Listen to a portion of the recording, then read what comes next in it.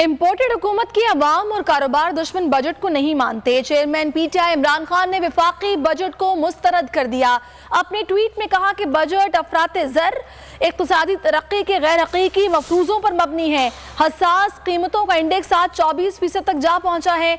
अदाद-ओ-शुमार से वाज़ेह महंगाई की शरह 25 से 30% होगी। महंगाई आम आदमी को तबाह कर देगी। ये भी कहा कि शरह सूद बुलंद होने से मुआशी तरक्की रुक जाएगी। हमारे दौर में की गई इनकलाबी टैक्स इस्लाहात रोकी जा रही हैं। सेहत कार्ड, कामयाब पाकिस्तान जैसे गरीब दोस्त इक़दामात खत्म किए जा रहे हैं। पुराने पाकिस्तान का गैर तसव्वुराती बजट कौम को मजीद बोझ मुश्किलात में डालेगा। हमारे दौर में की गई इनकलाबी टैक्स इस्लाहात रोकी जा रही हैं। सेहत कार्ड, कामयाब पाकिस्तान जैसे गरीब दोस्त इक़दामात खत्म किए जा रहे हैं। पुराने पाकिस्तान का गैर तसव्वुराती बजट कौम को मजीद बोझ मुश्किलात में डालेगा।